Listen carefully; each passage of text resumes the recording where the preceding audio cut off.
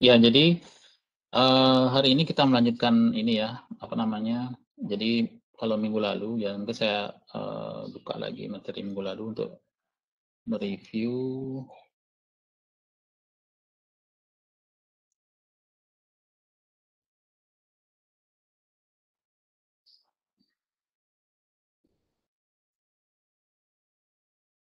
Ya, jadi kita sudah membicarakan ini, apa namanya, regresi yang linear berganda, kemudian bagaimana kita menggunakan notasi matriks ya, notasi matriks untuk menyederhanakan perhitungan apa namanya, metode kuadrat terkecil ya, dibandingkan kalau kita menghitung ini secara individu dan menurunkan parsial ya, masing-masing terhadap beta 0, beta 1, dan seterusnya gitu ya. Jadi kesulitan akan muncul ya nanti pada saat misalnya menyelesaikan itu dalam 2 atau 3 variabel sekalipun ya, itu sudah sulit dan kemungkinan salahnya jauh lebih besar. Nah, itu kita bicarakan menggunakan matriks seperti ini yang disebut dengan matriks desain atau desain matriks ya. Jadi ada Y, ada X, ada beta, ada U. Distribusinya seperti ini. Oke, nah di sini dimensinya juga sudah jelas K plus 1, K plus 1 kali 1, N kali K plus 1. Nah, K plus 1 karena saya mulai indeksnya dari beta 0 ya. Kalau kita mulai dari beta 1, di sini ini akan menjadi beta K ya. Jadi di sini akan menjadi K kali 1. Di sini juga K kali 1. Jadi tidak masalah ya. Yang jelas nanti perkalian ini apa namanya, dimensi dari ini perkalian X kali beta plus U ini adalah N kali 1. Dan kita juga sudah membahas bagaimana mendapatkan metode kuadrat terkecil menggunakan turunan ini, ya, menurunkan matriks, ya. Tetapi sebelum kita menurunkan, ada asumsi-asumsi yang harus dipenuhi seperti ini kan, min dari disturbance atau galat itu adalah 0, kemudian dan U adalah vektor yang berdimensi n kali 1 kan gitu ya. Jadi inilah vektor 0 dan ini vektor U yang berdimensi n kali 1 sama dimensinya. Jadi ekspektasinya dari 0 semua, jadi menjadi suatu vektor n kali 1 yang namanya vektor 0. Kemudian ekspektasi dari U kali U transpose adalah sigma kuadrat kali I, dengan I adalah matriks identitas berukuran n kali n. Ya, itu yang telah kita bahas minggu lalu. Kemudian kalau kita hitung ekspektasi dari ini yang merupakan pada dasarnya bentuk kuadrat, ya kalau kita nyatakan dalam notasi sigma gitu ya, jadi ini adalah notasi sigma kali x u dikurangi ui bar dikali u dikurangi u bar gitu ya, dikuadratkan jadi bentuk kuadrat sebenarnya ini bentuk kuadratik ya dalam matriks akan menjadi sigma kuadrat i. Persamaan 4.6 ini disebut dengan ini matriks varians kovarian. Jadi sepanjang diagonalnya itu adalah varians, kemudian di atas diagonal utama ya segitiga atas dan segitiga bawah ini adalah kovariansnya gitu, dan itu nilainya 0 ya. Nah, ini sekaligus mengatakan asumsi yang kita sebut sebagai asumsi homoskedastisitas atau homoskedastik ya. Jadi ini adalah asumsi homoskedastisitas.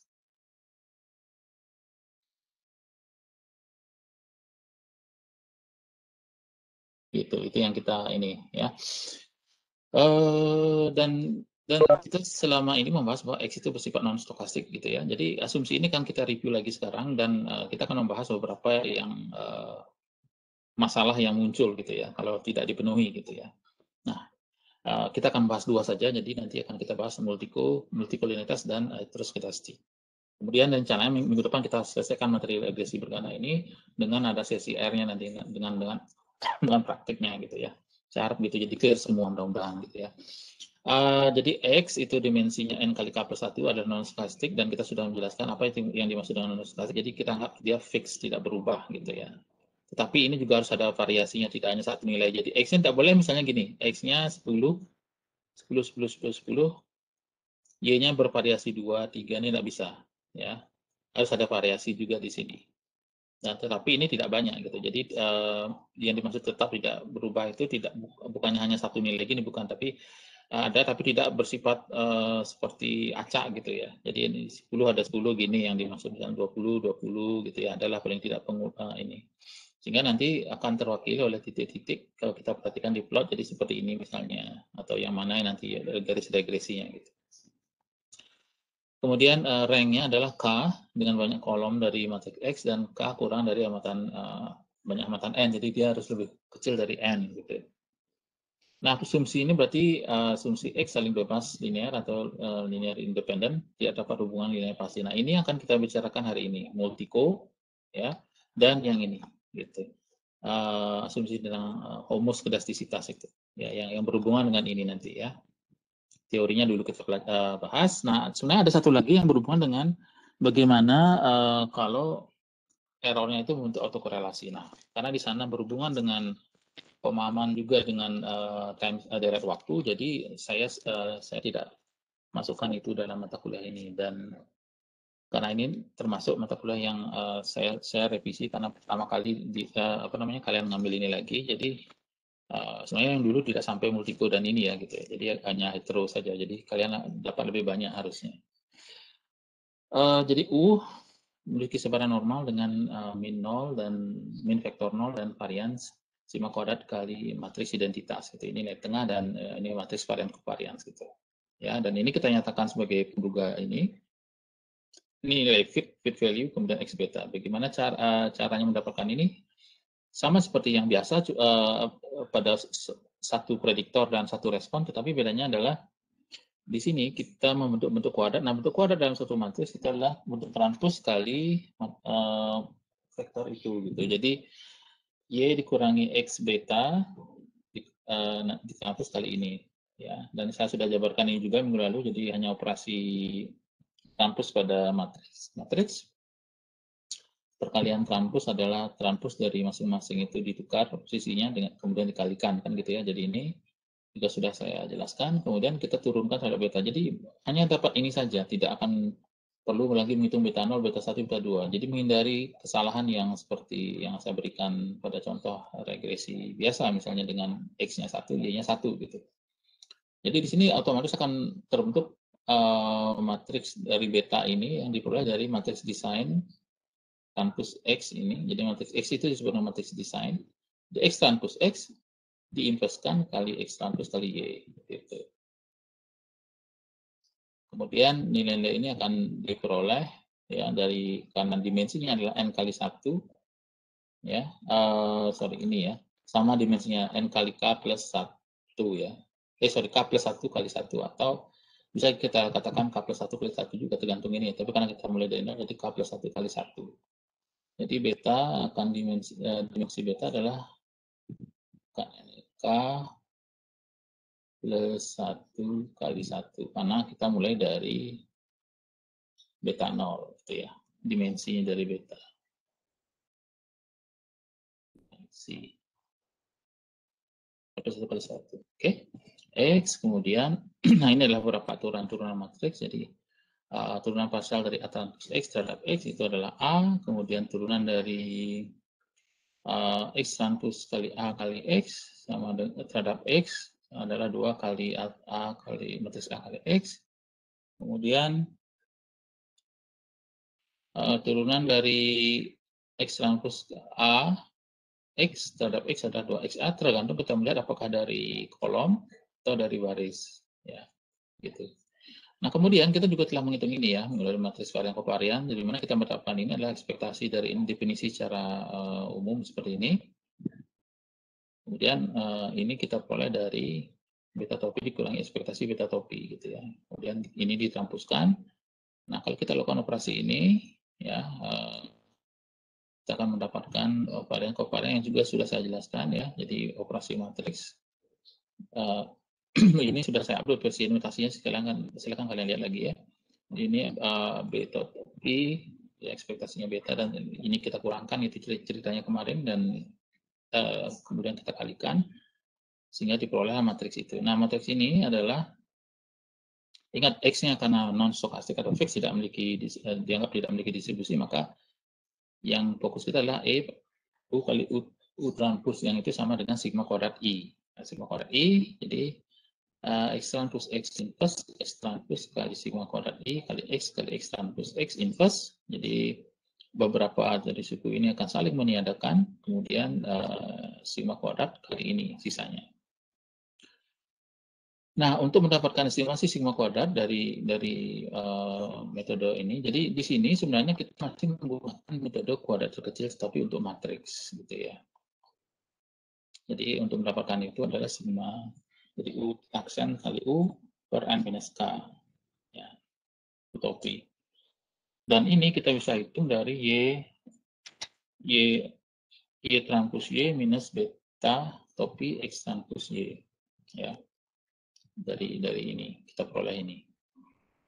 Oke, menggunakan itu kemudian kita tahu bahwa apa yang kita peroleh beta topi itu adalah penunda tak bias paling ini apa namanya linear ya. Kalau C adalah suatu matriks konstanta, kita bisa uji bahwa kalau ini kita tambahkan C, kita hitung sekarang ekspektasi dari ini kalikan matriks ini akan tereduksi menjadi ini ya, beberapa akan menjadi identitas jadi beta kali C kali X beta, dan ini agar tak bias maka Cx ini akan sama dengan 0 karena ekspektasi ini kalau kita ekspektasikan ini sudah pasti 0 maka satu-satunya yang membuat kita agar ini tak bias adalah C kali X sama dengan 0 gitu. Beta tidak boleh sama dengan 0 kan gitu ya. Jadi kalau beta sama dengan 0 berarti kan tidak perlu melakukan regresi karena tidak ada apa-apa berarti ya gitu ya. Jadi asumsinya adalah C kali X itu sama dengan 0 gitu. Beta tidak boleh sama dengan 0 ya gitu. Dengan cara yang sama kita akan bisa menghitung varian kevarian matriks kalau menggunakan yang ini tadi adalah ini ekspektasi dari ini. Ya, ekspektasi X plus ini C kali U kali ini. Oke. Sehingga kita peroleh ini. Dan matriks ini adalah definite positif. Nah, ini masih lebih besar dibandingkan dengan ini. Makanya inilah disebut dengan best, terbaik, linear, unbiased estimator blue gitu ya. Sebab ini sifat-sifat yang diinginkan dalam metode kuadrat kecil. Nah, kalau kita menggunakan regresi dengan menggunakan distribusi normal, jadi asumsinya ini, dan ini akan kita pakai sebenarnya ya. Jadi regresi inilah yang akan kita pakai pada dasarnya. Karena dari kuadrat terkecil itu tidak bisa kita melakukan inferensi terhadap betanya ya. Berapa hipotesis tidak bisa karena tidak ada di informasi distribusi. Informasi distribusi hanya ada pada metode maksimum likelihood karena di sini kita bisa mengasumsikan error atau galat atau noise atau disturbannya sebagai 0, normal dengan min vektor 0 dan varian sigma kuadrat I, maka kita akan memperoleh beta topi sebagai sebaran dari normal multivariat dengan min ya nilai tengah beta, dan ini adalah variance covariance sigma kuadrat kali sigma X transpose X inverse. Oke. Nah, ini adalah fungsi densitas dari multivariat normal. Kalau kita turunkan hasilnya akan sama dengan yang kita peroleh pada saat kita menggunakan ini apa namanya metode kuadrat terkecil. Oke. Yang ingin saya katakan sekarang adalah saya tidak ingin terlalu matematis terlalu dalam, tapi matematiknya tetap perlu, tapi tidak terlalu dalam sekali ya, karena saya pikir balance untuk aplikasi gitu ya. Jadi kita akan ada R, nanti ada ini gitu, itu yang ingin saya lakukan. Jadi tapi matematikanya tidak boleh ditinggalkan gitu ya, tapi tidak terlalu dalam gitu ya. Tidak juga terlalu dangkal gitu ya. Jadi biar kalian paham. Jadi setidaknya kalau kalian tahu mata kuliah ini ditawarkan oleh program studi lain juga di Udayanaya, ada yang ekonomi, ada yang di program studi lain saya tidak mau, tapi yang jelas bedanya kita di mana di sini yang bedanya di matematika derivasinya dapat dari mana bisa ini kenapa begini ya, itu yang ingin saya katakan. Oke, ini adalah ANOVA dan selama kita melakukan pengujian, kalau kita perlukan nanti mungkin sambil jalan ya dengan apa namanya dengan contoh mungkin lebih jelas nanti sejauh mana kita perlu ini. Biasanya sih tidak sampai sejauh menggunakan ini ya. Dan kalau semua sudah cocok, nah kita sudah punya basic bahwa satu yang kita cek nanti dalam residual apa namanya model itu cocok apa tidak, ada satu residualnya itu harus menyebar normal itu dulu. Kemudian yang kedua nanti yang kita bicarakan nanti adalah tidak boleh ada multikolinearitas, kemudian terus kita sisi kas juga tidak boleh ada gitu. Tetapi seberapa ketat aturan-aturan itu sebenarnya gitu. Kalau itu dijalankan sebenarnya sulit sebenarnya untuk regresi ini bisa jalan pada dasarnya karena banyak asumsi yang harus dia penuhi gitu. Tapi beberapa biasanya kadang-kadang mengabaikan itu gitu ya. Apa akibatnya nanti kita bicarakan. Nah, begitu kita model ini sudah selesai, kita dapat melakukan prediksi. Begitu ada X misalnya, ada Y, tinggal masukkan ke fit value tadi. Jadi X modelnya kan X beta, X kali transpose, X kali beta ya. Atau dalam bentuk vektor ini X transpose dengan X-nya berbentuk seperti ini kita buat. Ya, ini adalah matriks desain pada dasarnya ya. Jadi di sini sebenarnya sama seperti X besar tadi kita tulis yang lebih sederhana begini. Jadi tinggal kalikan saja, masukkan X0-nya. Jadi kita akan peroleh ini ya, Y topi. Oke, nah itu gambaran dari regresi berganda menggunakan matriks. Jadi kita tidak pusing lagi. Nanti kita akan lihat sekarang ini multico. Nah ini materi ini sedang jalan ya, nanti saya mungkin upload lagi kalau kurang. Yang kalian baca mungkin baru yang ini ya tadi malam ya, karena saya baru. Jadi materi ini saya sertakan di sini. Jadi karena regresi di sini menurut saya lebih banyak dibandingkan dengan mata kuliah analisis regresi di kompetensi statistika. Jadi lebih kaya materinya di sini di ekonometri karena banyak asumsi, banyak ini yang lebih jelas di sini sebenarnya kalau yang saya paham. Ya. Analisis regresi lanjut juga saya membahas ini, jadi saya tahu bedanya di mana gitu ya. Oke, jadi ini saya tidak sempat buat ini, tapi mudah-mudahan harusnya sama saja. Jadi kalau kita review lagi ya. Analisis regresi berganda itu menyangkut kalau saya review lagi, kalau dalam notasi matriks yang sangat nyaman kita nyatakan dengan begini saja, ya kan ini U. Kalau orang yang kompetensi statistika biasanya ganti U ini dengan epsilon atau simbol lain, tapi tidak masalah ya. Jadi kalau konvensi yang lama digunakan, biasanya kalau kita tulis tangan di bawahnya diisi ini yang untuk menyatakan huruf tebal gitu ya. Tapi saya pikir kalian paham bahwa ini Y sama dengan X, matriksnya beta adalah vektor. Ya, ini N kali 1, ini N kali K plus 1 kali 1 gitu tadi ya. Dan ini adalah K plus 1 kali 1. Ini adalah N kali 1, kan gitu tadi ya. Oke, nah kita review lagi. Jadi dengan segini aja matriksnya sangat sederhana. Jadi kita tidak boleh Y sama beta 0, beta 1 dan seterusnya. Jadi cukup begini, berapapun dimensinya, bahkan sekalipun dengan regresi linear sederhana kita tetap bisa menggunakan ini karena memang ini pengembangan dari ini, dari yang kasus yang sederhana gitu. Nah, mari kita review kembali asumsi regresi linear ini. Oke. Jadi yang pertama, asumsi pertama adalah model regresi linear dalam parameter. Nah, saya rasa ini sudah cukup jelas. Jadi linear parameter dan linear dalam variabel kan gitu ya. Saya mungkin ada contoh dalam kuis atau dalam ini ya. Tetapi di sini sudah jelas ya. Linear dalam parameter berarti parameternya berpangkat satu parameter. Kalau saya singkat parameter. Kalau kita namakan beta, jadi tidak mesti beta sebenarnya, apa aja boleh A, B, A1, alfa 1, alfa 2, atau alfa beta gamma boleh-boleh saja. Ini pangkatnya 1. Nah, itu artinya linear. Oke, kalau pangkat setengah ya tidak linear ya, atau pangkat 2 juga tidak. Jadi hanya pangkat 1. Oke, itu adalah ciri. Jadi kalau lebih pangkatnya berarti bukan linear dalam parameter. Oke. Jadi model regresi linear dalam parameter. Yang kedua, asumsi yang kita gunakan apa? Nilai X, ya, nilai regresor X itu fix atau nilai X saling bebas dengan galat. Ya. Di sini kita memerlukan kovarians antara UI dan XI itu 0.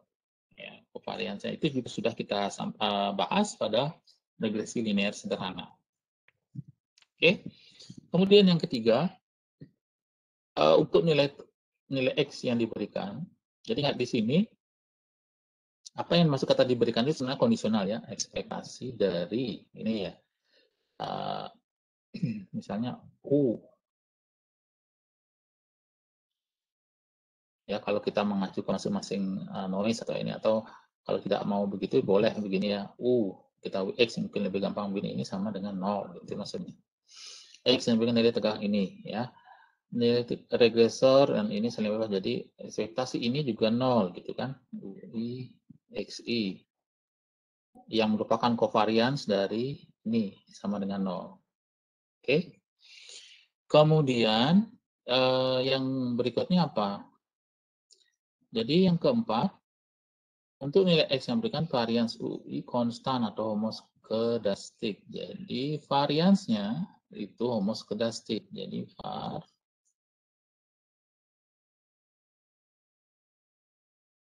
ini UI ya. Ini sama dengan sigma kuadrat. Sama ya. Kalau kita tambahkan I itu artinya setiap ini berubah. Jadi bukan. Jadi ini yang konstan. Tidak ada indeks di sini. Untuk setiap nilai X yang diberikan tidak terdapat autokorelasi atau korelasi serial antar gangguan. Oke, pada tahap ini saya tidak ingin membahas ini karena untuk mengatasi masalah ini perlu model yang disebut dengan ARDL misalnya ya. Jadi memodelkan dari waktu. Jadi karena ini, jadi autoregressive distributed lag gitu ya misalnya auto regresif. Jadi perlu pemahaman dari waktu. Sedangkan kalian kebetulan memang sudah ambil, tapi ini saya rasa saya tidak akan bahas ini di sini. Distributed lag. Distributed lag. Itu ada AR. Jadi saya tidak bahas di sini, tapi yang kita bahas nanti masalah yang berhubungan dengan kolinearitas, karena itu yang lebih penting mungkin ya untuk kita pahami. Oke, yang berikutnya adalah apa? Banyak amatan N harus lebih besar daripada banyak parameter yang akan diestimasi. Jadi di sini dengan tegas, apa hubungannya dengan nanti hubungannya dengan rank dari matriks. Jadi N lebih banyak dari, kalau ada parameter sebanyak P, ini harus lebih banyak. Ya, lebih besar dari banyak parameter yang akan diestimasi. Kemudian harus terdapat variasi yang cukup untuk yang cukup pada nilai pubah X. Jadi seperti yang saya berikan tadi, tidak boleh hanya X-nya 1 aja, 10 aja, harus ada cukup variasi. Jadi tapi tidak juga setiap X-nya berubah-ubah gitu. Jadi ada 100 nilai X berbeda, tapi Y-nya sama, itu nggak bisa juga. Jadi harus ada variasi yang cukup, misalnya 10-nya 2, 20-nya ada 5, atau misalnya ada 30 ada 6 gitu dan seterusnya, dan nilai lainnya. Misalnya seperti itu. Harus ada variasi yang cukup. Ya. Asumsi ke-8 adalah tidak terdapat kolinearitas yang eksak di antara peubah. Nah, ini dia. Oke. Nah, di situ ada materi berbahasa Inggris yang saya posting di Oase, 2 materi tentang heteroskedasista dan multiko, dan saya ambil dan adaptasi di sini. Jadi, kalau ada waktu nanti kalian silakan baca itu ya, bahasa Inggrisnya itu yang dari suatu buku. Jadi tolong jangan ini lagi di posting di mana-mana ya. Saya tidak menyebut lagi namanya, jadi kalian silakan baca nanti di sana. Ya, oke. Jadi di situ kita bisa pelajari itu nanti ya, tambahan dari yang saya. Jadi silakan Anda kalian baca atau sumber lain silakan ya, jangan batasi dengan hanya pada satu sumber, silakan tambahkan ke sumber lain. Jadi yang kita bahas nanti ini ini yang juga akan menjadi masalah biasanya kalau orang yang mengambil entah tugas akhir yang berhubungan dengan regresi dalam fisika atau yang mungkin berhubungan dengan kalau dengan finansial itu adalah misalnya portofolio atau dalam asuransi menggunakan generalized linear model misalnya kalau ini atau regresi dalam asuransi misalnya gitu ya. Jadi itu juga perlu kalau asumsinya regresinya linear gitu ya, linear kalau yang kita gunakan. Kalau JLM mungkin nggak terlalu jadi masalah sebenarnya, tapi ada isu lain yang misalnya yang kita bisa homoskedastisitasnya itu. Kemudian yang asumsi ke-9 adalah model dispesifikasikan dengan benar sehingga kita mengharapkan tidak terdapat bias dalam spesifikasi. Jadi intinya begini. Jadi kalau misalnya ada dari plot data, jadi dalam satu analisis regresi kalau dimungkinkan antara dua perubahan, misalnya kita plot dulu datanya, gitu ya. Jadi ini kan selalu kita lakukan sebenarnya. Itu misalnya, atau sebaliknya begini.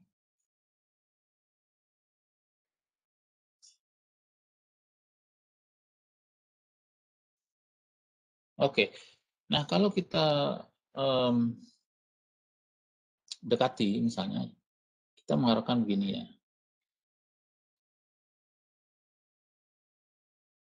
Nah, seperti ini katakanlah.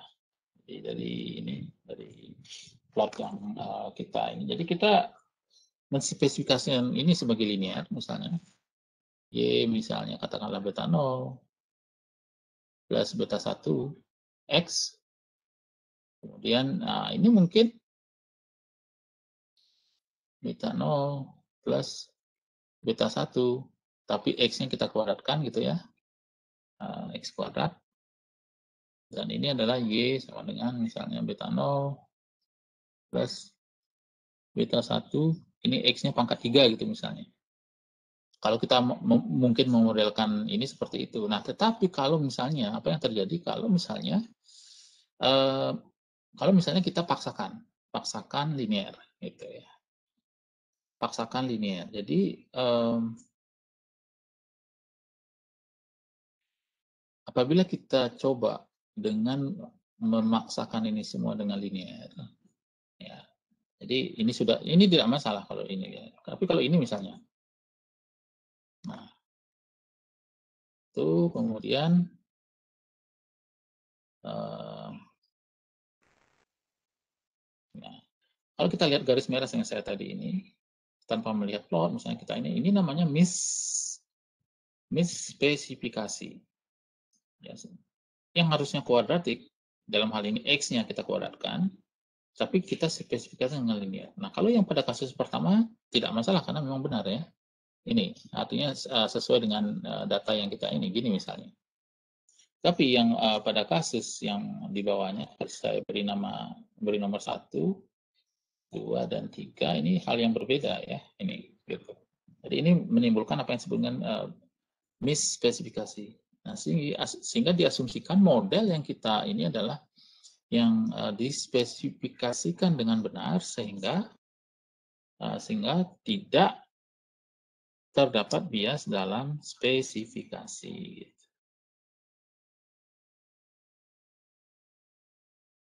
Oke. Nah, kemudian galak stokastik ini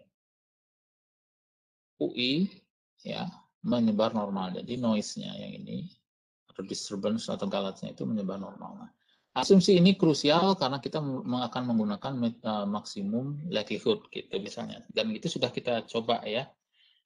Dan kalian bisa coba untuk yang versi matrix juga hasilnya akan sama ya. Mungkin ada baiknya juga kalau mau dicoba ya kalau mau. Nah, yang akan kita bicarakan sekali lagi adalah asumsi ini dan ini ya. Asumsi untuk ini. Yang lain itu bisa dilihat dari misalnya dari residualnya yang sudah menyebar normal, maka yang lain juga akan mengikuti. Asalkan misalnya seperti ini, misalnya N lebih besar P itu sudah dipenuhi, kita tahu kalau amatan harus lebih besar bisa kita selesaikan. Asumsi ini bisa dipenuhi. Yang sulit adalah ini dan sebenarnya ini yang ada atau korelasi ini. Tapi yang kita bahas adalah ini dan ini pada topik ini, ya. Oke, multiko itu seperti apa? Jadi saya ambil, jadi silakan nanti baca materi yang sudah saya sharing itu dalam bahasa Inggris ya kalau sempat. Kalau tidak nanti silakan dibaca. Nanti saya upload ulang nanti yang versi anotasi dan yang tidak. Jadi multiko awalnya berarti apakah bergantungan linear, sempurna atau eksak. Oke, eksak antara variabel explanatory pada model regresi. Nah, ini dia. Nah, seberapa penting ini hubungan eksak ini dalam regresi, gitu ya? Atau pengaruhnya di mana gitu? Nah, regresi dengan variabel explanatory sebanyak k, katakanlah x1, x2 sampai dengan xk, dan di sini kita simpulkan x1 sama dengan 1. Jadi pada matriks desain itu kalau kita review lagi, kan ada begini 1, 1, 1 gitu ya. Ini x1, 1, x1, 2, X1K gitu ya, dan seterusnya. Oke, seperti itu maksudnya. Jadi X1 dibuat 1, jadi kita bisa katakan X1 ya, ini adalah X1, ini untuk X2, ini untuk X3 dan X dan seterusnya. Oke, untuk semetan agar memungkinkan, jadi di sini X1 di set 1 agar mungkin ini adalah untuk intercept ya. Ini nanti tempatnya untuk beta 0. Karena kita mulai dari beta 0 ya untuk intercept. Jadi sekali lagi di sini tidak ada yang mengharuskan harus beta 1, boleh kita mulai beta 0 atau yang manapun ya. Cuma konvensinya kita harus ingat bahwa dengan ada beta 0 dengan membuat set ini atau men-set ini 1, ini adalah untuk beta 0. Ini adalah untuk beta I lah, katakanlah I sama dengan ya kalau kita mulai dari 1 sampai K gitu ya. Ini untuk menyatakan apa slope-nya. Gitu. Tentu sulit kita membayangkan kalau dimensinya lebih dari 2 kan, lebih dari 2, jadi 2 saja sudah lumayan sulit. Jadi X1 itu jadi slope, kemudian X3 dan seterusnya itu sudah sulit. Apalagi X10 atau X100 misalnya, gimana membayangkannya sulit ya. Tetapi itu kan tidak bermasalah ya, karena kita bermain abstrak, jadi tidak masalah. Struknya seperti itu, beta i, untuk semua amatan agar memungkinkan untuk intercept suatu hubungan linear, ya, dikatakan ada apabila kondisi ini terpenuhi. Nah, di sini, apabila lambda 1 x1 plus lambda 2 x2 plus lambda k xk itu sama dengan 0, ya, dengan lambda 1, lambda 2, dan seterusnya lambda k adalah konstanta sedemikian hingga tidak semuanya 0 secara simultan. Ya. Di X1 ini tidak semuanya 0 secara simultan. Jadi lambda 1, lambda 2, lambda k ini adalah konstanta yang sedemikian hingga tidak semuanya 0 secara simultan. Persamaan ini kita dikatakan multiko sempurna atau perfect multicollinearity, ya. Kenapa? Karena nanti kita bisa bentuk seperti ini nanti, 5.3 ya, nanti saya jelaskan. Jadi, konsep multiko ini juga digunakan untuk variabel yang saling berkorelasi atau interkorelasi tetapi tidak sempurna. Nah, kenapa maksudnya tidak sempurna? Tidak sempurnanya itu dalam hal misalnya ada di sini masih ada VI, ya, jadi lambda 1 X1 plus lambda 2 X2 plus lambda K XK plus VI. Dengan VI adalah galat stokastik. Oke, galat stokastik. Nah, untuk melihat perbedaan multiko yang sempurna dan kurang sempurna, bisa kita asumsikan misalnya untuk lambda 2 tidak sama dengan 0, kita bagi 5.1 dengan lambda 2. Jadi, lambda 2 kita geser ke kanan, atau sebaliknya ini semua persamaan kita bawa ke kanan, tapi lambda 2 biarkan di sini. Jadi, sehingga kita tersisa X2, jadi X2i. Nah, Anda indeks ini untuk menyatakan saya mengambil amatan ke I dari masing-masing X ini ya. Jadi lambda 2I sama dengan ini ya, dibagi lambda 2. Ya, karena lambdanya tidak diabsensikan sama dengan 0, jadi setelah dibawa ke kanan minus lambda 1 per lambda 2 X1I minus lambda 2 per lambda 2 lambda 3 per lambda 2 kali X3I dan seterusnya sampai minus lambda K per lambda 2 kali XKI. Ya. Jadi ini memperlihatkan bagaimana X2 secara linear dan eksak berhubungan dengan variabel yang lain. Jadi di sini hubungannya eksak. Jadi ini hanya berupa garis, ya, garis dalam berapa dimensi ini ya, 1, 2, 3, ya K, ya, dalam K dimensi, kan gitu. Jadi nggak tahu kita membayangkannya seperti apa. Nah, di sini koefisien korelasi antara X2 dan kombinasi linear pada 5.3 dibatasi oleh 1 ya. Jadi koefisien korelasinya kan harus berada dalam nilai 1 kan gitu ya. Yang koefisien korelasinya gitu. Oke. Jadi di sini kita bicara rho, kalau linear itu pasti dibatasi oleh 1. Maksudnya kalau kita buat seperti ini, rho akan lebih kecil dari 1. Oke. Dengan cara serupa apabila lambda 2 tidak sama dengan 0, untuk persamaan 5.2 ini, ya, kita bisa set seperti ini juga. Nah, cuma bedanya ada ini. Ini yang dibawa ke kanan ya. Yang menunjukkan bahwa X2 tidaklah merupakan kombinasi linear eksak, itu maksudnya. Jadi yang lain kalau saja ini tidak ada maka ini menjadi eksak gitu ya. Jadi yang ini menunjukkan bahwa X2 sekali lagi tidaklah merupakan kombinasi linear eksak dari X lain karena juga ditentukan oleh galat stokastik VI. Karena ada galatnya itu yang menyebabkan ini apa namanya, multikonya tidak eksak. Dan ingat, inilah sesuatu yang kalau bisa kita hindari gitu ya. Tidak boleh ada seperti ini. Oke, ini diberikan contoh, ini juga yang adaptasi dari Gujarino Porter. Jadi ada variabel X2, X3 dan X3 bintang ya. Jadi kalau kita lihat di sini X3 ya, X3 ini adalah 5 kali X2 ya. Gitu. Jadi X3 sama dengan 5 kali X2.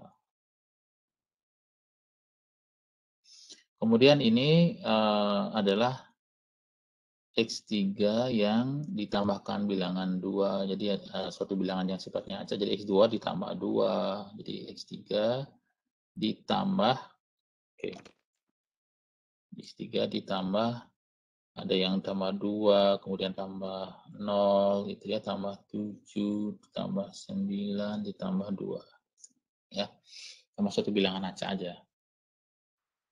Oke, bagaimana kalau kita hitung korelasi dari ini? Jadi ini data multico, jadi ini simpan file ini dalam suatu teks, saya namakan multico. Ini labelnya X2, saya namakan X3.1 dan X3.2. Jadi untuk membedakan aja, untuk modifikasi dari ini ditambahkan ini tadi ya. Jadi X2-nya ini X3. Oke, kita lihat sekarang korelasi, tinggal masukkan nanti dengan read table ya, read table ini nama filenya. Oke. Jadi ya nanti kalau perlu saya demokan nanti. Seperti itu. Kemudian ini adalah isi matriks ini tadi ya, X2-nya ini. X2, ini X3, ini X3.2. Attach multico, mengambil data multico, ya X2, korelasi. Nah, coba kalian lihat di sekarang korelasi antara X2 dan X3.1 ini ya, yang merupakan 5 kali X2 tadi ya, itu korelasinya 1. Korelasinya 1. Jadi linear ya, perfect gitu ya. Korelasinya 1.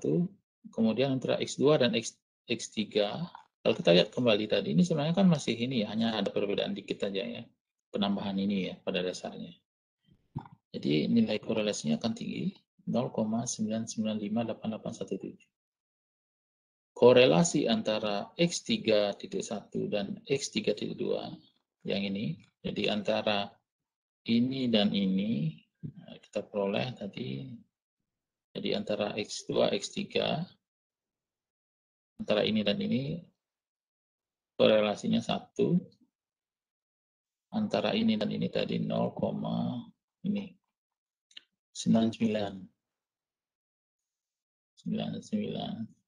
Titik saya tidak tulis detail. Kemudian antara ini dan ini juga ini dan ini akhirnya juga hampir sama 0,99 sekian titik ya. Jadi sangat tinggi.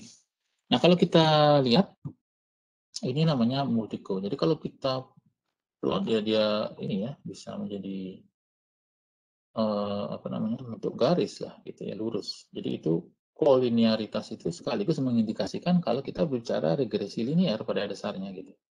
Jadi multico di sini kalau kita pecah-pecah ada kata linearnya, linear secara bersama-sama gitu. Oke. Nah, bagaimana kita tahu bahwa apa namanya, multico ini seperti apa gitu ya? Kalau kita lihat seperti ini ya. Oke, bentar saya tinggal sebentar ya, ke belakang dulu.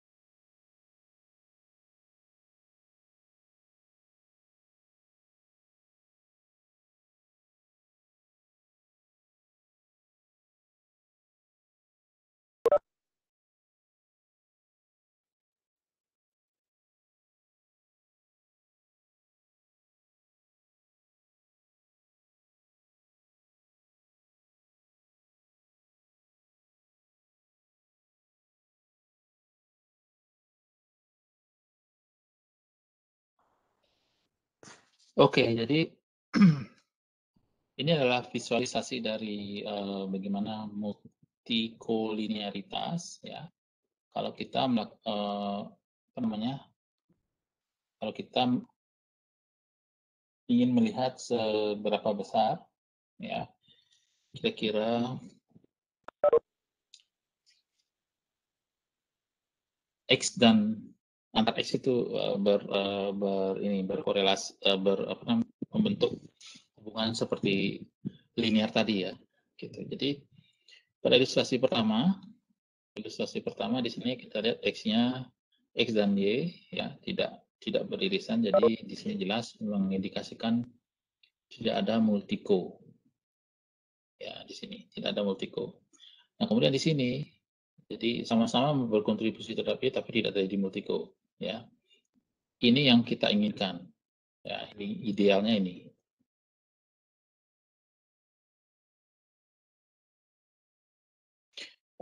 Kemudian yang kedua, kita bisa menemukan kasus kolinearitas yang rendah. Jadi di sini antara X2 dan X3 dan Y. Jadi X1-nya digunakan untuk membawa matriks ini ya, biar kita sama-sama ini. X1-nya isinya 1 ya, di kolom pertama gitu. Jadi X2, X3. Jadi masih irisannya kecil ya. Masih low collinearity. Ini mungkin akan sering kita ini sebenarnya ditemukan ya. Kalau bisa ini, tapi pada perbanyakkan kasus bisa jadi begini. Nah, nanti kita bicarakan apa akibat atau apa dampaknya. Kemudian ada juga kolinearitas yang sedang atau moderat di sini. Jadi dibandingkan dengan ini lebih banyak pastinya. Ya, lebih banyak dibandingkan ini. Nah, tentu saja sulit banyak itu berapa gitu. Ya, nanti kita lihat seperti apa. Kemudian yang tinggi termasuk ini hampir separuh dari irisan ini ya. X2, X3 dan terhadap Y gitu ya. Jadi kalau kita lihat cukup ini hampir separuh ya tinggi. Kemudian kalau sangat tinggi berarti hanya sedikit yang tidak secara visual. Hampir mungkin ini sekitar ya 90% lah ya di sini ya. Gitu. Sudah diarsir ini gitu. Jadi inilah ilustrasi yang menunjukkan bahwa kondisi-kondisi yang menyebabkan apa namanya salah satu asumsi dari tidak terjadi multiko itu bisa dilanggar. Nah sekali lagi kita bicara multiko kalau X-nya lebih dari 1 pastinya ya. Kalau X-nya 1 kita tidak bicara multikolinearitas. Jadi ini hanya muncul pada analisis berganda dengan X-nya lebih dari X. Kalau kita katakan XI ini lebih dari 1 pastinya. X1, X2, X3 ya. Jadi saya tidak ingin menambahkan itu lagi. Kemudian koordinalitas mengacu pada hubungan linear antara X. Tetapi kalau hubungannya non linear, ya itu tidak melanggar asumsi. Ya. Jadi ini tidak melanggar asumsi multiko karena tidak berlaku untuk yang non linear. Oke. Di sini yang dimaksud linear adalah ini ya untuk X-nya ya. X-nya yang linear yang bukan di parameternya. Karena yang kita fokuskan itu kan yang X ya, prediktor gitu ya. Jadi di sini linear dalam parameter ya, tapi ininya yang tidak linear ya. Yang tidak linear ininya. Ini yang dimaksud. Kalau yang tadi kan ini linear X1, X2 gitu ya. Tambah X2 beta 1, beta 0 gitu ya. Beta 0, beta 2 plus beta 1 gitu ya. Y. Yang ini yang kita permasalahkan ini, dan ini karena regresi linear adalah regresi yang ini ya, linear dalam parameter, dan kebetulan nanti kemungkinan besar adalah linear dalam variabel juga gitu. Tapi yang di sini menurut Gujarati dianggap tidak melanggar asumsi karena tadi ya X-nya itu non linear. Sekali lagi karena fokusnya adalah X ya, bukan di parameternya ya. Jadi biar tidak ya tidak linear X-nya. Jadi sekali lagi fokusnya terhadap X di sini. Oke. Nah, sekarang pertanyaan kenapa asumsi multikolinearitas ini penting? Jadi ada beberapa alasan ya menurut Gujarati dan Porter. Jadi koefisien regresi pada perubahan ini tak tentu atau indeterminate ya. Kalau ini sempurna seperti pada yang tadi 5.1 ya. Seperti pada ini namanya korelasi yang saya ulang ini multiko sempurna. Yang ini kalau ada VI yang menyebabkan dia tidak sempurna multikonya. Kemudian apabila terjadi ini, koefisien regresi pada rubah tak tentu itu menjadi indeterminate, ya, indeterminate. Kalau terjadi multiko sempurna ya, multiko sempurna artinya indeterminate itu misalnya bentuk 0/0, ya. Dan garis bakunya tak berhingga, jadi standar errornya menjadi tak berhingga. Gitu. Apabila multiko tidak sempurna seperti pada persamaan 5/2, meskipun tertentu atau determinate, maka memiliki galat baku yang besar yang akan bersesuaian pula dengan koefisiennya. Ya berarti bahwa koefisien tidak bisa diestimasi dengan secara presisi atau dengan memiliki akurasi yang tinggi. Nah, ini akibatnya. Jadi kita bisa memiliki atau mendapatkan koefisien, tetapi memiliki standar error yang atau galat baku yang besar atau bersesuaian dengan koefisien. Ya. Nah, sumber-sumber multiko itu ada beberapa hal. Jadi dalam Montgomery dan Peck dalam ini mengatakan bahwa satu yang penyebab utama adalah metode pengumpulan data yang digunakan. Sebagai contoh, pengambilan sampel pada rentang berhingga dari nilai yang diambil regresor dalam populasi. Kemudian yang kedua adalah batasan atau constraint pada model populasi yang diambil sampelnya. Sebagai contoh, penggunaan listrik pada pendapatan X2 dan ukuran rumah. Ya, terdapat batasan dalam populasi bahwa keluarga dengan pendapatan yang lebih tinggi umumnya memiliki rumah yang lebih besar dibandingkan dengan keluarga yang pendapatannya lebih rendah. Gitu. Kemudian spesifikasi model. Ya. Misalnya polinom menambahkan polinom pada model regresi khususnya pada saat rentang variabel X kecil. Ya. Ya, jadi masalahnya gimana?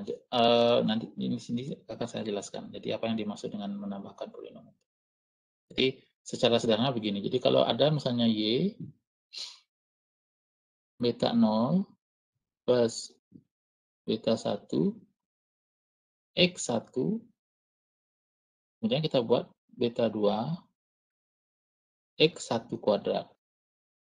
Yang ini tidak mesti namanya X1, tapi misalnya kita namakan X2, tapi X2 diperoleh dengan mengoratkan ini. Berarti kan X-nya sudah ada di sini, sudah termasuk di sini ya sebenarnya tadi ya. Gitu. Jadi ini akan terjadi multiko karena digunakan dua kali, otomatis akan terjadi hubungan ya, hubungan antara ini X1 dan X2 atau di sini X1 kuadrat. Model yang berlebihan atau over determined terjadi pada saat model memiliki lebih banyak variabel explanatory dibandingkan banyak amatan. Jadi ini akan terjadi di sini. Oke. Sebagai contoh model regresi dengan dua perubahan explanatory jadi beta 0 plus beta 1 X2 I, beta 2, X3I plus UI. Jadi ini dengan sekali lagi indeks I untuk menyatakan mengambil sampel, apa namanya, ya masing-masing individu amatan diambil. Jadi tanpa ini pun sebenarnya tidak masalah, Y plus beta 0 plus beta 1, X2 plus ini ya. Ingat beta 1 di reserve di sini ya, saya ambil di sini tadi, X1 ya. Oke, ini tidak usah fokus ke persamaan ini ya, tapi estimasi beta 1 topi kalau kita inilah yang sebenarnya kalau kita tidak menggunakan matriks akan terjadi seperti ini. Oke, ini X3-nya udah besar harusnya ini. X3 minus X3 bar kuadrat dan seterusnya ini. Seperti ini panjang ya. Nah, pada saat misalnya X3I sama dengan lambda kali X2, ya, lambda kali X2, ya, pada saat ini terjadi dengan lambda konstanta tak nol, ya, konstanta tak nol, maka kita akan peroleh bentuk, ya, bentuk apa yang kita peroleh ini. Ya, kalau kita hitung ini, masukkan di sini X3i dengan lambda kali X2i, gitu. Ya, lambda kali X2i. Jadi kalau kita masukkan di sini, ya, di sini lihat, maka akan terjadi bentuk ini akan menjadi 0, ini juga akan menjadi 0. Ya kan? Akan terjadi bentuk 0 per 0. Seperti itu. Jadi artinya apa? Kalau X3i adalah suatu konstanta dikalikan X2i, ya, berarti akan terjadi ini, bentuk 0 per 0. Oke? Baik. Mungkin minggu depan kita akan coba dengan data, ya. Jadi kita pelajari teori dulu. Ada kan contoh seperti ini atau yang seperti apa data dengan multikolinearitas. Kemudian setelah jadi inilah risikonya, salah satu risikonya, risiko dari multiko. Oke, risikonya adalah beta 1 topi menjadi indeterminate. Konsekuensinya apa menurut ini? Jadi selain yang tadi, penduga kuadrat terkecil meskipun blue atau best linear unbiased estimator, tetapi memiliki variance yang besar dan membuat estimasi presisi menjadi sulit. Nah, ini jadi masalah. Jadi variasinya menjadi besar, gitu ya. Nah, akibat dari satu adalah selang kepercayaan menjadi lebih lebar dan cenderung mengarah ke penerimaan hipotesis nol. Jadi karena selang kepercayaan menjadi lebih lebar, maka koefisien populasi cenderung nol. Nah, ini jadi masalah. Jadi selalu menjadi koefisiennya mendekati nol kesimpulannya gitu, karena adanya multiko tadi. Nah, sebagai akibat satu juga, rasio T untuk satu atau lebih koefisien akan menjadi tidak signifikan. Jadi di sini kita memperoleh ini tidak signifikan, nanti T-nya, tetapi sebagai akibatnya ini akan menjadi sangat besar. Nah, jadi ada suatu regresi yang nanti R kuadratnya besar, R kuadrat besar, T, rasio T atau T tidak signifikan. Nah, apa hubungannya ya dari ini? Hubungannya dengan estimasi parameternya itu, ya, tidak signifikan. Kemudian akibat berikutnya adalah kalau terhadap penduga kuadrat kecil akan sensitif terhadap perubahan kecil dalam data. Jadi sedikit perubahan dalam data itu akan berpengaruh terhadap ini. Gitu. Nah, jadi masalahnya adalah masalah yang serius karena terutama yang ini tadi. Ya. Kalau sampai terjadi kolinearitas yang sempurna gitu. Ya. Oke.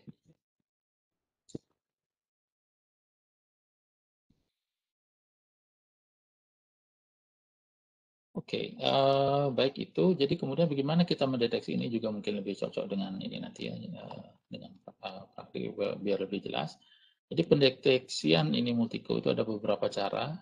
Satu, kita lihat misalnya R kuadratnya tinggi tapi rasio T-nya sedikit atau signifikannya sedikit. Ini disebut dengan simptom klasik dari multiko. Jadi R-nya tinggi tapi ininya tidak signifikan gitu. Ya.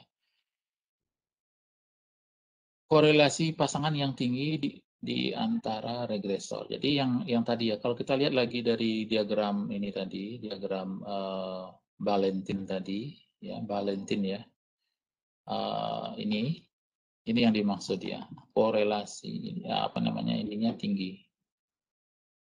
Oke.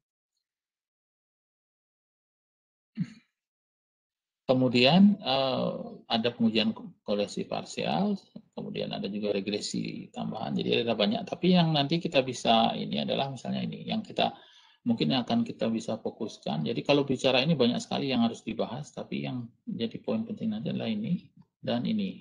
Ya. Jadi nilai eigen dan apa yang disebut dengan indeks kondisi. Nah, indeks kondisi ini adalah untuk mengetahui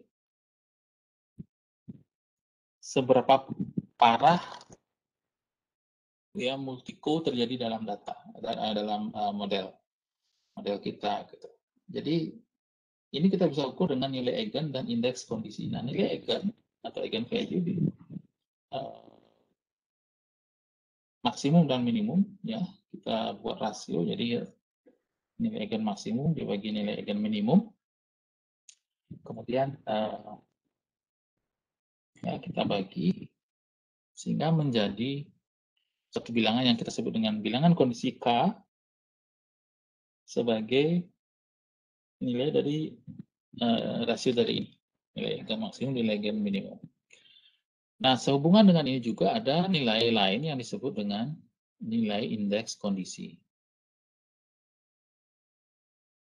Nah, nilai indeks kondisi ini berhubungan dengan nilai K ini dalam hal bahwa CI itu sendiri adalah akar dari K. Jadi, kita hitung nilai eigen maksimum dari suatu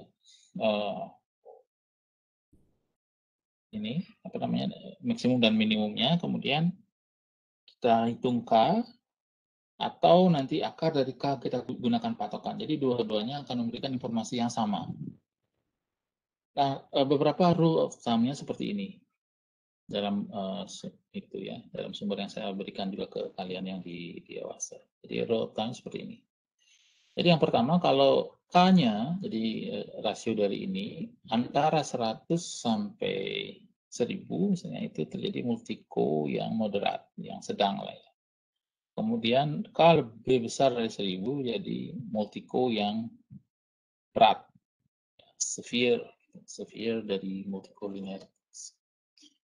Nah, kemudian selain itu kita juga bisa menggunakan CI tadi. Jadi, nah kalau kita menggunakan CI karena ini berhubungan dengan akar, jadi kira-kira seperti ini.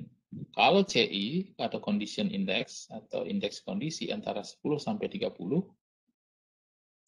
multikonya moderat, jadi senada dengan ini ya. Kira-kira akar dari 100 adalah 10, tapi akar 1000 adalah mungkin 30 sekian. Tapi ini angkanya tidak 33 yang dipakai, tapi 30-an. Nah, kalau lebih dari 30, itu multikonya berat. Ya. Nah, yang sering digunakan juga adalah apa yang disebut dengan toleransi dan variance inflated factor atau VIF. Nah, ini adalah konvensi, tetapi sekali lagi bilangan-bilangan ini tidak semuanya menjadi patokan baku. Ada beberapa disiplin yang menggunakan nilai ini, misalnya 10, ada juga nilai yang di bawahnya, atau ini juga sama. Ya. Tapi ini adalah salah satu yang digunakan dalam acuan yang saya gunakan. Jadi, cara berikutnya adalah VIF, menghitung VIF, variance inflated factor, yang nilainya lebih besar dari 10. Dan multiko terjadi apabila sekali lagi nilainya lebih besar dari 10, dan ini biasanya diindikasikan oleh korelasi yang lebih besar dari 0,9 atau 90% gitu. Ya, jadi ini adalah indikasi meskipun ini sangat tinggi, tapi kita harus lihat apakah terjadi multiko atau tidak gitu. Ya, baik, sekali lagi mudah-mudahan minggu depan kita bisa melakukan ini ya dengan contoh data, jadi lebih ini setidaknya teorinya adalah ini yang kita akan gunakan kemungkinan ini dan mungkin beberapa hal ya. Jadi tidak bisa saya sampaikan sekarang, jadi mungkin kita belajar di teorinya dulu.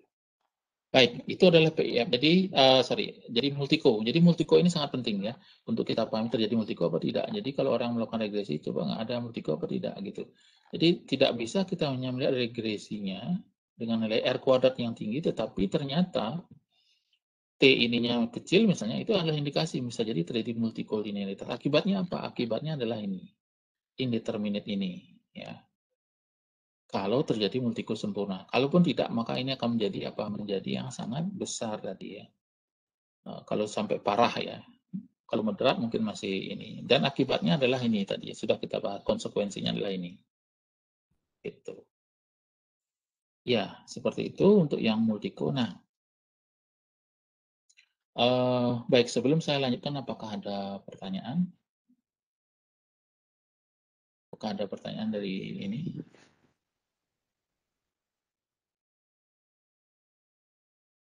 Silakan sampaikan di kolom chat atau nanti bisa raise hand atau gimana ya. Saya selalu membuka untuk itu kesempatan kita berdiskusi. Ya. Baik. Nah, jadi itu nanti kita akan lakukan. Kemudian selain itu, apa yang asumsi kedua yang akan kita pelajari dalam ini, yang kita bahas ya, sebenarnya kita bisa mempelajari yang auto regresi, tapi karena itu merupakan pemahaman tentang derivatif, jadi saya lewati yang itu ya. Dan sebelumnya juga memang tidak saya bahas secara detail, dan itu menjadi topik tersendiri nanti kalau mau.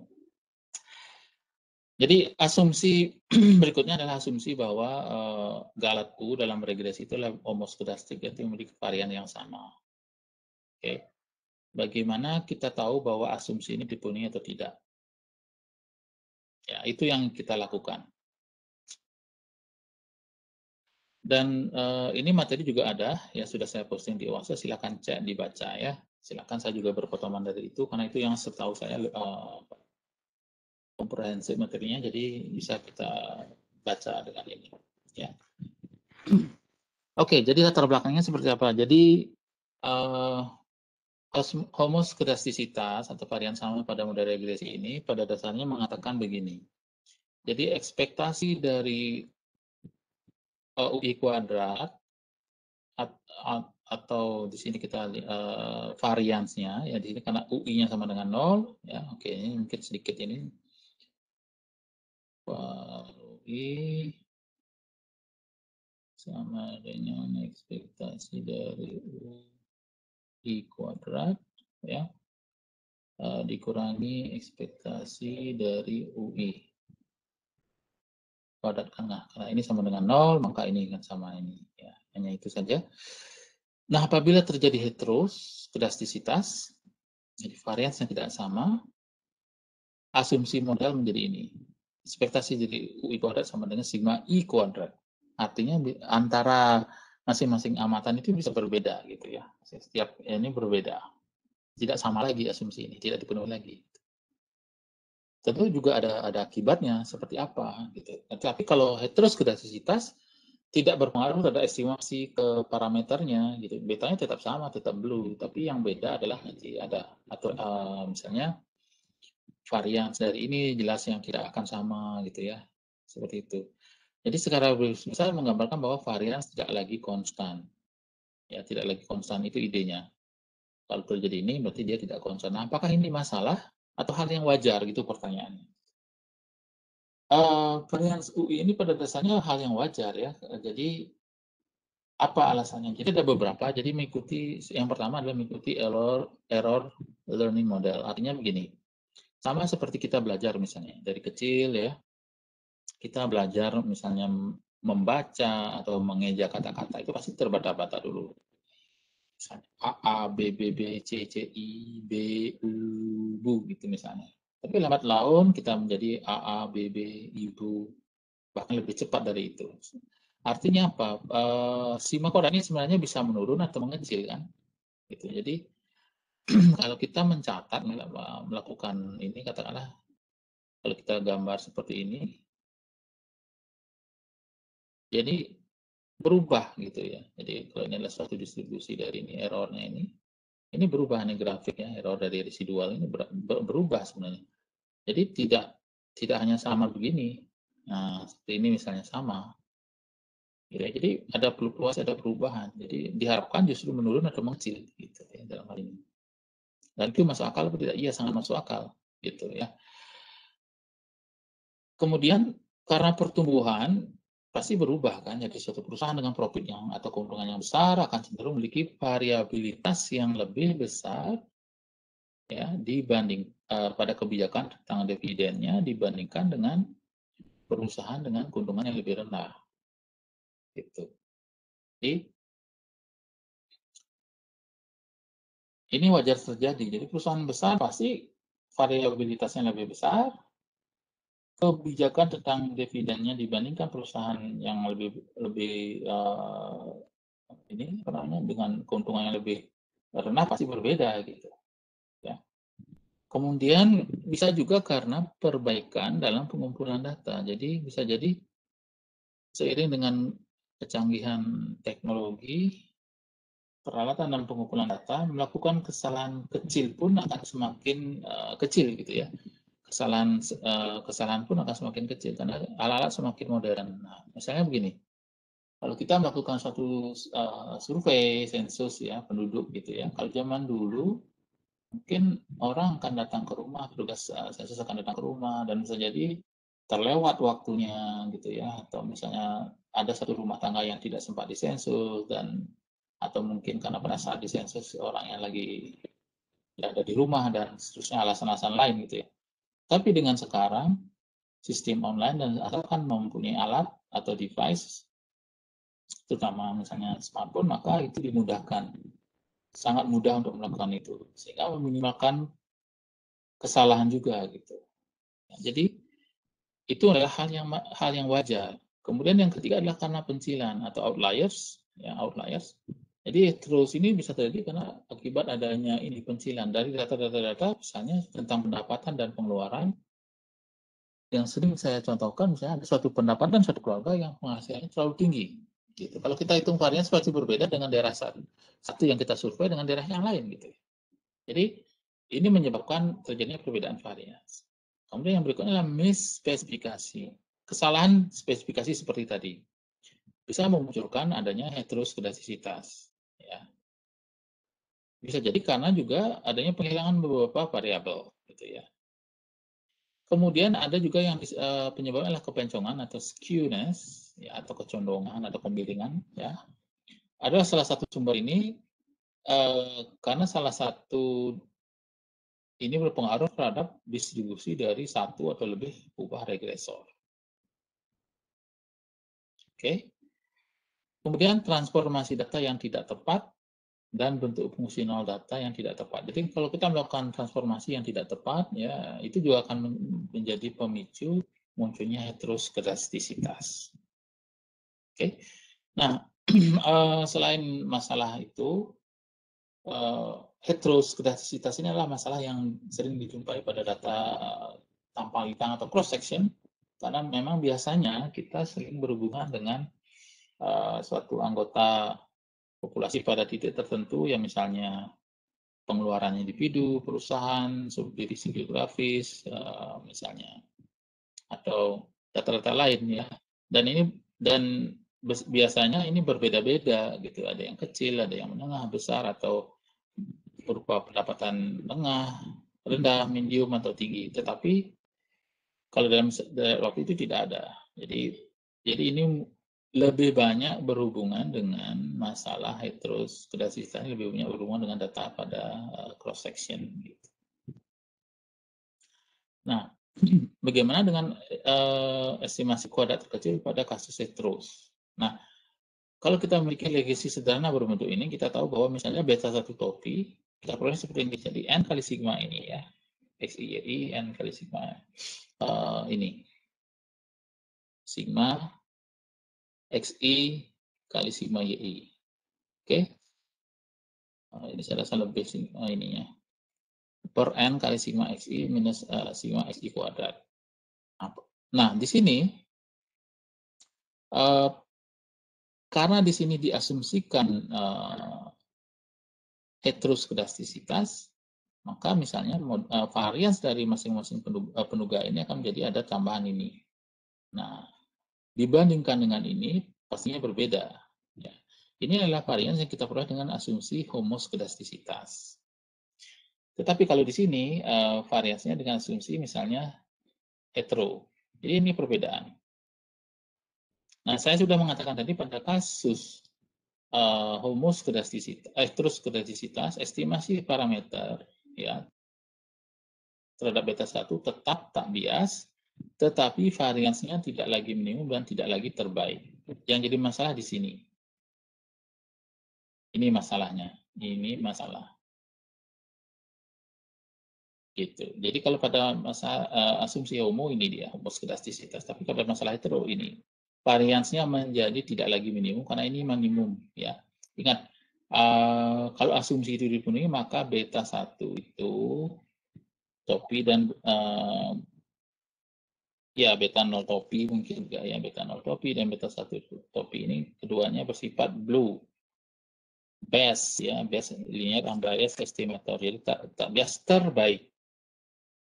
Ya, dia masih tak bias di sini pada kasus itu, tetapi variansnya yang tidak lagi minimum dan tidak lagi terbaik, tidak lagi best jadinya gitu. Tapi tetap tak bias. Ininya masih unbiased-nya. Oke, itu risiko. Jadi karena variansnya berubah-ubah gitu ya. Nah, pada kasus ini, pada kasus yang saya katakan tadi, kita bisa melakukan pendugaan ya, caranya tidak dengan kuadrat kecil, tapi dengan metode kuadrat kecil diperumum atau rampat yang kita sebut dengan GLS, Generalized Least Square, disingkat GLS. Nah, kalau metode regresi seperti ini dan kita asumsikan X0 I, amatan ke 0, kita buat satu untuk matriks X-nya seperti itu, untuk setiap I, maka modelnya kita bisa tulis seperti ini kan, 5.18. Jadi tambahkan X0I yang isinya hanya satu saja. X0I plus beta 1 XI. Nah, asumsikan misalnya varian heteroskedastisitas sigma kuadrat ini diketahui. Jadi kita tahu variansnya. Jadi ini kita tahu variansnya gitu ya. UI sigma kuadrat ini diketahui. Nah, apabila kita bagi sekarang ini 5.18 dibagi dengan sigma I, kan kita peroleh ini ya, YI per sigma I. Jadi di sini kita nggak usah khawatir karena sigma I ini akan nilainya positif. Nah, ini kita bagi sigma I. Jadi sekali lagi ini andaikan atau apabila variansnya diketahui. Ya. Jadi ini dibagi sigma I sama dengan apa beta 0 kali ini bagi sigma I, ya semua dibagi sigma I. Nah, jadi var I-nya adalah, var UI-nya adalah, jadi di asumsi ini UI minnya 0, varian sigma kuadrat kan gitu ya. Nah, sekarang apa? Dengan membagi ini, kita bisa tuliskan ini sebagai, kita namakan ini Y bintang, ini X0 I bintang, yang ini ya. Ini XI bintang, ini beri nama masing-masing ini dengan XI bintang, ini UI bintang. Kemudian ini juga sama X0 I bintang, YI bintang. Oke. Nah, kita peroleh bahwa varians dari UI sama dengan 1. Dari mana ya? Tinggal digunakan ini saja ya, varians dari ini ya. Karena ini konstan, jadi tidak usah di ini, dan var YI bintang sama dengan apa ini ya? Ini akan 0 nanti karena dia tidak ini. Jadi kalau kita tulis var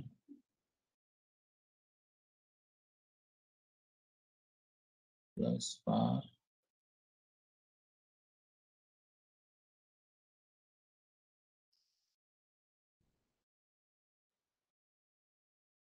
Oke, ini akan sama dengan 0, ini sama dengan 0. Tinggal ini, berapa jadinya? Varians ini adalah karena UI per sigma kuadrat I, jadi sigma kuadrat I kuadrat kali var UI. Jadi di sini akan menjadi sigma kuadrat I per sigma kuadrat I. Ini akan sama dengan 1. Oke.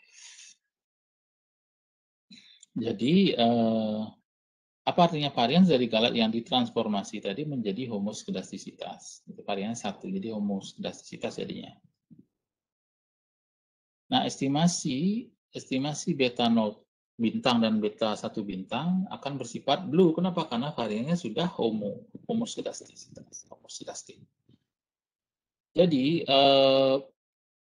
penduga GLS tadi, ya, GLS tadi adalah penduga kuadrat kecil pada variabel yang tertransformasikan memiliki sifat-sifat kuadrat terkecil. Nah, ini pentingnya. Jadi, nah, tetapi di sini kita membuat asumsi krusial apabila varians ini diketahui. Nah, ini adalah main asumsi di sini, dan asumsi kita ini diketahui. Nah, apa yang kita lakukan kalau kita ingin sekarang mendapatkan estimasi dari GLS ini? Jadi sama seperti metode kuadrat kecil pada regresi biasa, kita lakukan ini, sigma UI bintang kuadrat, ini dibawa ke kiri, ya ini minus beta 0 ini ya, beta 0 I minus beta 1 bintang-bintang ini ya, XI bintang. Kemudian dikuadratkan, ini ingat kembalikan dengan sigma kuadrat, ini juga kembalikan, beta 1 bintang per XI per ini.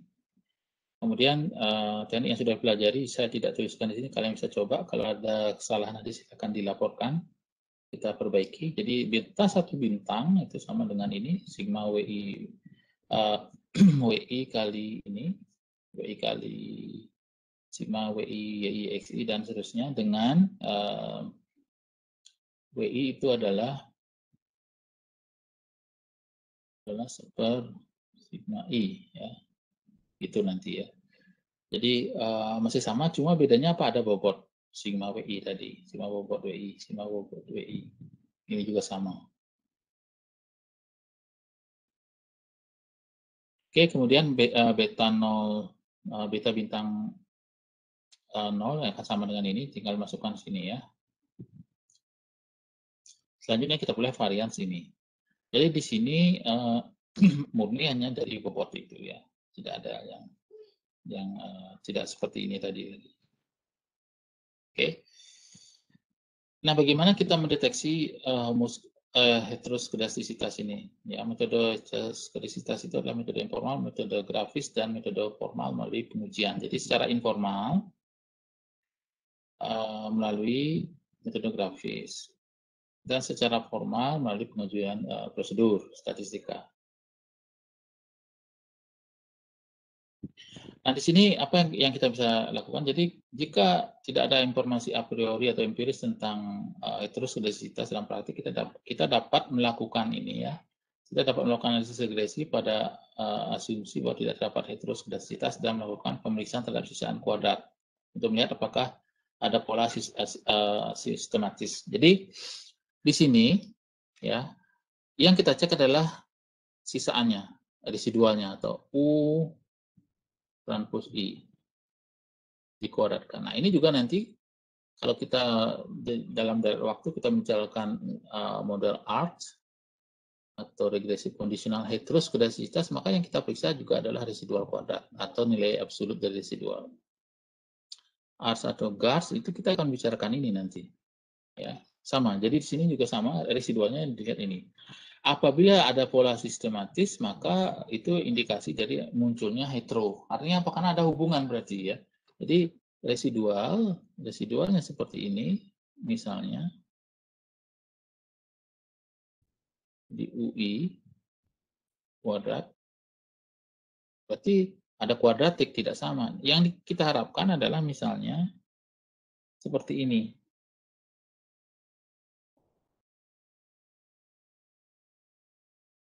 Jadi menyebar acak. Kalau yang seperti ini juga sama, residual kuadrat, misalnya seperti ini.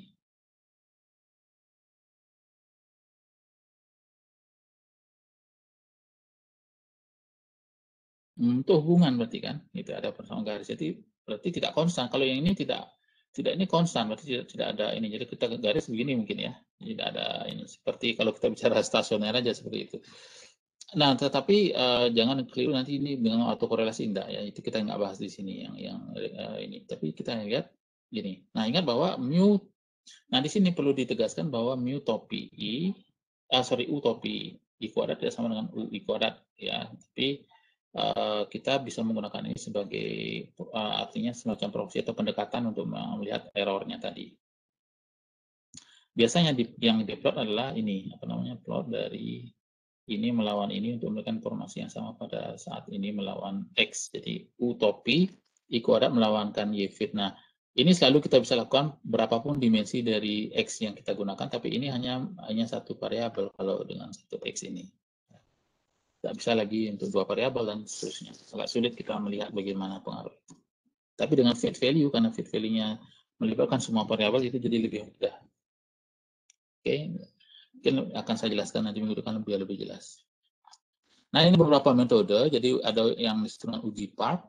Ya, uji part itu secara fungsional mengasumsikan galat atau errornya itu menyebar memiliki bentuk seperti sigma kuadrat kali xi pangkat beta kali e pangkat vi, atau kalau kita lenkan ini Ya, ln kan dari ini, ln dari sigma kuadrat plus beta kali ln xi plus vi. Ln dari ini, gitu. Ln dari ini. Dengan vi adalah galat stokastik. Ya, vi adalah galat stokastik. Karena sigma kuadrat biasanya tidak diketahui, jadi ini yang digunakan sebagai proksi atau pendekatan untuk sigma apa namanya untuk ini untuk sigma kuadrat i. Jadi ini diganti dengan karena ini tidak pernah diketahui pada dasar ini. Sigma kuadrat dikalikan ini dimodelkan ya, ini dimodelkan dengan regresi, ini akan diestimasi, ini estimasi. Nah, jika signifikan betanya berarti heteroskedastisitas terjadi dalam data atau ada heteroskedastisitas dalam data. Harapan kita apa? Ini tidak signifikan semua ya, alfanya tidak signifikan, betanya tidak signifikan gitu ya, alfa, beta itu tidak signifikan harapan kita. Kalau kita mau homoskedastisitas ya. Nah, di sini ada masalah ternyata. Jadi Goldfeld dan Poan itu mengatakan bahwa uji Park memiliki masalah itu galat PI yang masuk ke dalam model mungkin tidak memenuhi asumsi kuadrat terkecil. Nah, ini jadi masalah. Gitu ya. Jadi di sini ada kelemahannya ini ya, yang masalahnya di sini. Nah, kemudian ada juga bentuk lain yang menyarankan. Nah, sekarang bagaimana kalau kita modelkan saja residual itu ya, sama dengan ini tadi ada uji Gleiser menunjukkan bahwa regresikan aja nilai mutlak UI topi dengan X yang kita anggap berasosiasi dengan sigma kuadrat gitu. Jadi lakukan ini, jadi regresikan ini UI dimutlakkan dulu, regresikan dengan ini beta 0, beta 1X, ada juga beta 1X. Nah, perlu saya catat di sini beberapa di antara ini adalah regresi non-linear. Jadi ini regresi non-linear. Ya. Ini regresi non-linear namanya, non-linear. Karena betanya tidak linear ya. Kalau ini tidak masalahnya, jadi bisa kita akali dengan akar, ini dan seperakar gitu ya. Nah, menekankan bahwa dari regresi ini kita juga bisa lakukan ini nanti ya. Jadi kita coba nanti mengatakan bahwa galat VI memiliki nilai harapan tak nol dan memiliki korelasi serial atau serial correlation atau autokorelasi. Dan sayangnya heteroskedastisitas. Jadi mengecek heteroskedastisitas di sini ternyata juga dibuka menjadi hetero. Jadi agak ini ya, agak sulit jadinya gitu ya. Jadi selalu ada masalah. Kemudian ada juga uji korelasi Spearman yang menghitung korelasi rank seperti ini. Ya, jadi ini nanti kita akan menggunakan R untuk melakukan ini ya, mana yang pengujian. Jadi tidak semua mungkin kita lakukan, tapi kita bisa cek dengan beberapa pengujian menggunakan R nanti. Jadi melihat karakteristik yang berbeda di setiap individu yang di ranking, kemudian lakukan regresi ini, ambil sisanya, ambil tanda mutlak. Ini tidak akan lakukan manual, tapi kita melihat nilai korelasi, ya nanti korelasi rank dari row, ya. Kemudian ini juga masih agak nanti kesulitan kita adalah pada saat menentukan nilai mana yang menentukan membagi dua ini. Jadi ini sebenarnya akan dibagi jika nilai T melebihi nilai kritistik, kita akan menerima putusan jika memiliki lebih dari satu RS dapat dihitung dan ini dan ini. Oke, ya uji yang berikutnya adalah Goldfeld-Quandt. Kalau kita mengasumsikan ini sigma kuadrat berhubungan secara positif dengan x dalam bentuk ini, ya. Jadi sigma kuadrat i sebenarnya sigma kuadrat kali xi kuadrat. Jadi dengan x-nya, ya. Yang pertama adalah ranking atau urut dari amatan terkecil, mulai x kecil, kemudian nilai c amatan tengah-tengah kita cari dulu. Nah, ini juga kita tidak akan melakukan secara manual, tapi menggunakan R. Kemudian lakukan regresi terhadap sisanya, jadi amatan dibagi dua, gitu ya, amatan dibagi dua. Jadi n minus c dibagi dua, ini n minus c dibagi dua, gitu ya. Ya, C-nya nah masalahnya C-nya berapa? Bagaimana menentukan C gitu? Itu yang menjadi masalah pada pengujian ini. Bagaimana menentukan C gitu ya. Jadi jadi hilangkan amatan C di tengah-tengah. Jadi ini dibagi dua, kemudian baru dihitung. Ini ada jumlah kuadrat regresi yang saya belum ini. Kemudian dibagi derajat bebas masing-masing ini. Dan ini juga masih, jadi ada banyak pengujian heteroskledasitas itu, ada yang paling populer mungkin ini BVG Gold. Jadi ini agak masalah karena pada saat ini pengujiannya adalah menggunakan tadi nilai C-nya yang tidak tepat. Nah di sini untuk itu ada yang bisa kita lakukan, itu mengujikan uji BPG sehingga model regresi berganda seperti ini dengan mengasumsikan angka konstan sebagai suatu fungsi, ya. Bisa kita lakukan dengan mengasumsikan ini bahwa sigma kuadrat seperti ini dan merupakan fungsi linear. Nah, ini step by step juga akan kita lakukan dengan ini. Tapi poin saya adalah ada banyak pengujian heteroskledasitas, ya, heteroskledasitas, dan masing-masing itu memiliki kelemahan, gitu, kelemahan dan tidak ada yang sempurna menjawab. Kemudian ini juga yang populer, uji White, ya, uji White menyebab untuk melihat seberapa banyak kita bisa melihat asumsi kenormalan dipenuhi atau tidak dengan melakukan regresi. Nah, di sini regresinya adalah residualnya diregresikan dengan itu regresikan dengan semua kemungkinan dari perubahan jadi X1 kuadrat, X2 kuadrat, dan kombinasi dari X1 X2. Kalau ini adalah dua variabel, gitu. Terus densitas. Ada lagi Concord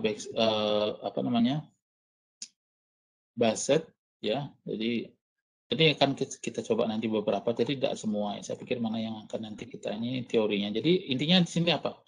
Masing-masing ketika kita mengatakan heteros, sigma kuadrat I-nya itu dimodelkan dengan berdasarkan asumsi atau menganggap sebagai suatu bentuk fungsi atau yang lain.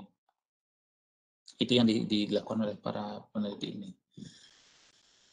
Jadi di sini saya stop dulu sampai di sini aja. Menurut saya kalian baca lagi materi yang saya posting ini, nanti saya posting ntar saya posting yang saya versi ini, nanti mungkin ada tambahan saya posting ulang lagi nanti, tapi sementara nanti saya akan posting versi notasi dan juga versi yang sekarang ini, ya. Silahkan baca dulu yang berbahasa Inggris, saya rasa mungkin ada agak sulit, ya, tapi nggak apa-apa, tapi yang bagian-bagian pentingnya saja yang kita ambil, ya. Nanti minggu depan kita akan selesaikan materi ini, ya, plus mungkin nanti ada seleksi model, karena minggu lalu saya mencontohkan kenapa empty cars-nya misalnya saya potong gitu ya, ininya hilangkan. Nah, itu kita bicara nanti seleksi model. Tapi saya pikir hari ini cukup sekian dulu, mungkin ada yang karena ini juga suasana masih ada yang mungkin acara keagamaan, ya, yang terutama yang di Bali. Oke. Baik, saya rasa cukup hari ini, ya. Nanti kita lanjutkan lagi minggu depan. Ya, terima kasih. Kalau ada pertanyaan silakan sebelum saya akhiri. Apakah ada pertanyaan? Selamat siang, Pak. Ya, oke, Brian. Kenapa, Brian? Saya ingin bertanya, Pak. Kemarin untuk hasil recordnya itu apakah sudah di ini, Pak, ya? Sudah di post. Soalnya saya ada yang kelewat kemarin untuk tutorial R-nya. Oh, yang ini ya, yang saya lakukan minggu lalu ya? Ya, Pak. Soalnya kemarin Bapak katanya bilang ada revisi. Bukannya saya rasa sudah upload apa? Nah, jangan saya taruh di tempat mata kuliah yang lain. Oke. Ya. Tadi sih saya melihat tidak ada sepertinya, Pak. Nggak ada ya? Oh, aduh, saya oke, saya update sekarang yang skrip itu aja ya, yang saya rasa Soalnya saya sudah gini untuk tugasnya untuk nomor 6 ke masih ada bingung juga untuk besok dikumpul. Oh, oke. Ya, yang ini ya. Yang empty cars kan ya, maksudnya Brian ya? Ya Pak, waktu itu sempat demo R-nya untuk mendemokan R untuk copying ini ya, semua skripnya tuh sama menjelaskan. Oh, ya. Saya rasa saya sudah, tapi kayaknya mungkin mata kuliah lain ya saya maksud. Tadi saya lihat belum ada ya? Ya. Bentar, saya cek dulu. Saya cek di Ya. OAS dulu, bentar. Ya, Pak. Mohon maaf, Pak. Makasih, Pak. Enggak apa-apa. Tolong ingatkan saya ya. Iya. Mungkin saya lupa data untuk ini saya bentar dulu. Bentar dulu saya lihat. Kan saya sudah upload begitu di ini sih, tapi coba lihat dulu. Yang ini kan maksudnya Brian udah lihat ini enggak? Ini yang saya upload. Tapi videonya juga, Pak, untuk recordnya. Oh, oke. Video sebenarnya ada belum saya kaitkan di sini aja, tapi ada di YouTube saya. Tapi oke, nanti saya ini ya, saya link. Saya sudah upload sih kayaknya, coba saya cek dulu. Oke, kita lihat dulu ya. Saya takutnya lupa karena banyak yang saya kadang tertukar dulu videonya salah upload lokasi, coba saya lihat dulu. Oke, kayaknya sih harusnya ada. Coba saya lihat dulu. Kalau belum nanti saya upload deh.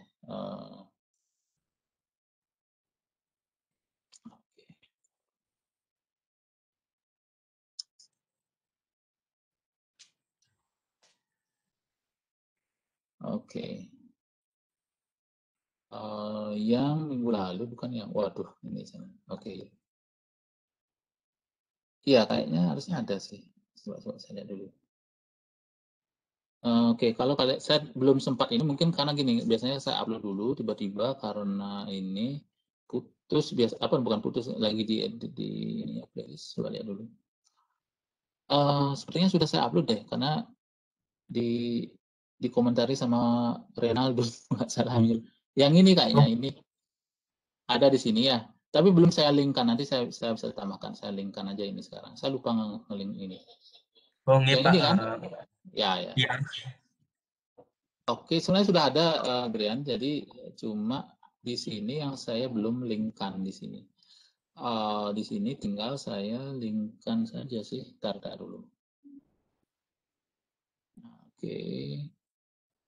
Sebenarnya ada semua di sana, cuma yang ini kadang-kadang saya agak telat ini ya, karena masih di-upload di ini, biasanya saya tunggu dulu. Jadi ya ini berhubungan dengan ini. Semuanya MT card sudah ada di sini loh. Tanggal berapa saya? Tanggal 6. Mungkin belum sempat dicek ya, tapi nggak apa-apa ya. Nanti dicek lagi. Saya akan ini dulu ya. Jadi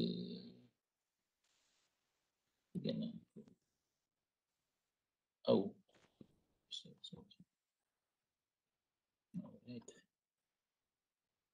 Oke, sudah ya. Briannya gini ya maksudnya. Ini MT card-nya di sini udah saya upload dulu.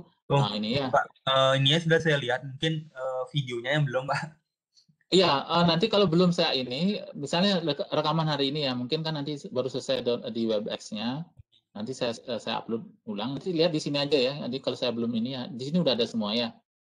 Oh, nggih, Kalau Pak. di sini belum baru ini ya. Jadi semua ada di sini ya. Ekonometrika 2021 ya di sini ada. Oke, Brian ya. Iya, Pak. Kasih, Pak. Oke, ya ya. Baik, ada lagi yang lain? Saya rasa sudah sih ya, cukup ya. Nanti kalau ada pertanyaan silakan saya terbuka untuk ini apa namanya? Untuk kalian diskusi ya, jangan tunggu. Jadi tidak masalah sih. Jadi gini, mungkin tadi udah nanya nggak pakai NIM, apa namanya NIM-nya ada sulit mengubah ya. Nggak masalah sih kalau jumlah masih sedikit, saya nggak masalah ya. Masih bisa tahu, saya tahu. Tapi kalau jumlahnya ratusan itu kayak di anak sekarang yang farmasi misalnya saja agak sulit dan terlalu. Oke, jadi saya rasa itu aja. Kalau ada pertanyaan nanti silakan WA saya boleh ya, di grup juga boleh, DM saya apapun ya. Saya punya beberapa. Kalau kalian punya sinyal Telegram apa itu Instagram boleh silakan kalau ini ya. Jangan ditanya sampai besok. Biasanya gini, ada yang nanya tugas pada saat mau di deadline mau dikumpul biasanya. Waduh, saat sih gitu.